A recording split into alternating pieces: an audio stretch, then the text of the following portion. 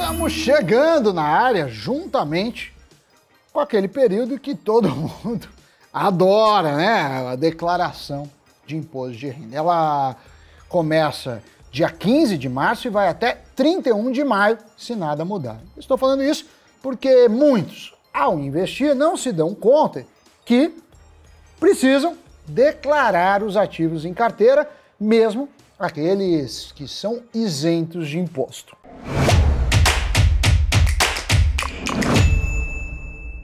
É isso, Sammy Boy. E por falar em investimentos que não têm cobrança de imposto, pessoal, muitos, ao querer lucrar mais com a isenção, se esquecem dos riscos e até mesmo de fazer as contas. Isso porque de nada adianta que um investimento, um ativo, seja isento de imposto se a rentabilidade for muito menor que a de outro ativo que tem a cobrança. E olha, isso acontece com mais frequência do que você pode imaginar, viu? É sabido que dá para investir em ativos isentos de imposto de renda, tanto em renda fixa como em renda variável. E dá para investir por conta própria ou delegar isso para um gestor. Só que mesmo na renda fixa, os investimentos têm graus diferentes de risco. Mas vamos focar hoje, nos ativos isentos de imposto, que é justamente o tema desse programa. Vamos então falar das tradicionais LCIs e LCAs. Então, o que acontece? O investidor vai lá, aplica, no caso da LCI, o banco pega o dinheiro e vai emprestar no mercado imobiliário. Na LCA, a mesma coisa, mas no agronegócio. LCI e LCA tem garantia do FGC. Claro que como o investidor tem a garantia do banco que está recebendo o aporte e do FGC, tem um risco que pode ser baixo para o investidor e, por conseguinte, um retorno que também é coerente com o risco. Já os CRIs e os CRAs rendem mais, mas também tem mais riscos. Então você ganha mais, mas está exposto ou exposta a empresas ou projetos atrelados a esse ativo. Só que para o investidor comum é difícil avaliar o risco de uma empresa falir ou entrar em recuperação judicial, né? Um exemplo é a própria Americanas. Por isso, uma alternativa é você delegar esse trabalho para um gestor profissional. E isso se faz através de fundos de investimento que aplicam nesses papéis. E tem fundos de vários tipos, tem os tradicionais, aquele que você escolhe na corretora, né? E aí quando você aporta o dinheiro vai para o gestor que faz a alocação. E tem também os listados em bolsa, fundo imobiliário, FIINFRA e FIAGRO, todos isentos de imposto com adendo, né? Os FIIs têm isenção nos rendimentos, não na valorização das cotas. Mas analisando esses três tipos, o gestor pega o dinheiro, quando é feita uma emissão, e depois a compra e venda das cotas acontece na B3 entre investidores. O que significa, Dona, que essa negociação não impacta em nada a capitalização ou descapitalização do fundo, pelo menos de imediato, né? Então, caso tenha muita venda ou compra na B3, não vai fazer com que o gestor tenha que aportar mais ou sair de posições para entregar. A vantagem de se delegar isso para um gestor é que ele vai ser pago para acompanhar todos esses títulos, saber quais empresas e projetos têm mais ou menos riscos, além de saber a melhor hora de comprar ou de vender os títulos. Outro ponto muito importante é a diversificação. Esses fundos têm um número bem elevado de CRIs e debêntures. Então, se der problema com um deles, o prejuízo vai ser bem menor. Se você investir por conta própria em um título de uma empresa e ela quebrar, já era, você perdeu tudo que estava ali. Então, via fundos, a queda vai ser parcial e provavelmente não vai comprometer uma fatia significativa do seu patrimônio. As debêntures incentivadas da concessionária Rodovias do Tietê foi um exemplo. Em meados de 2013, a empresa emitiu 1 bilhão em debêntures incentivadas com vencimento para junho de 2028. A empresa tinha a concessão para explorar pedágios em mais de 400 quilômetros de estradas no interior paulista. Não tinha um grande alarme que as coisas poderiam sair do trilho, coisas poderiam dar errada. Porém, estava tudo indo bem até que deu.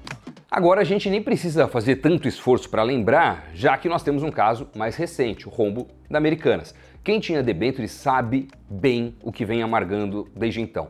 Só que essas não eram debêntures incentivadas, que são as isentas de imposto de renda. Apenas por um efeito didático, quem investiu nelas perdeu muito mais dinheiro do que gestores de fundos de investimento que apostaram nos mesmos papéis.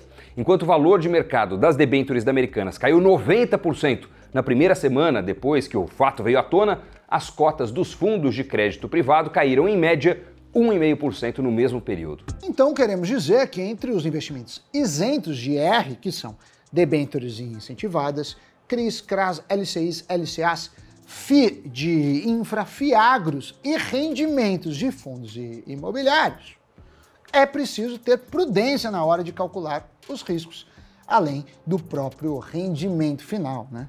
Afinal, analisar um risco de uma debênture incentivada não é tão fácil. Às vezes é melhor ir para um fundo que faz o trabalho de alocação em debêntures incentivadas. Ou até mesmo partir para um FII de infra, né? Sempre tem que ter diversificação na cabeça e saber se você está estimando de forma correta os riscos envolvidos. E o mesmo raciocínio a gente pode ter com os CRIs, os certificados de recebíveis imobiliários.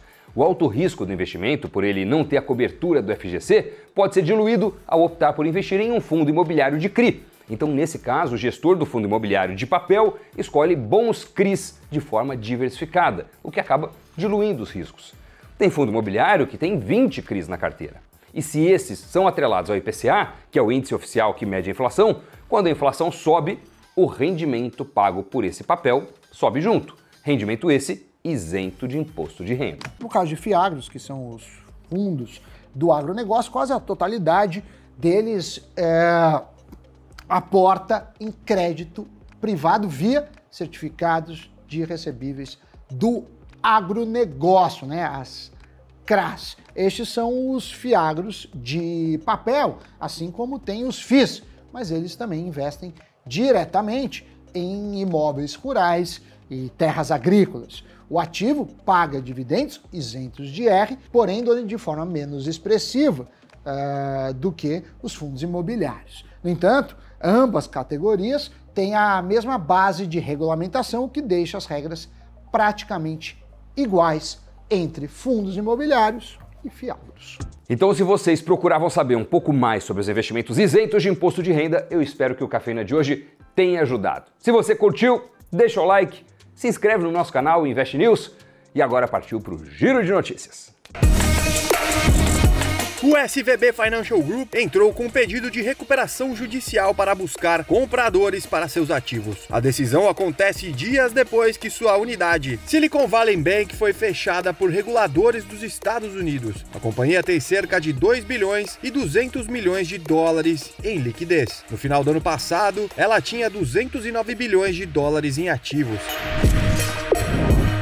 A Petrobras confirmou que processos de vendas de ativos com contratos finais já assinados não serão suspensos. As análises foram realizadas após pedido do Ministério de Minas e Energia para uma suspensão das alienações de ativos por 90 dias, em razão da reavaliação da política energética nacional. A estatal tem pendentes transações já assinadas de mais de 2 bilhões de dólares.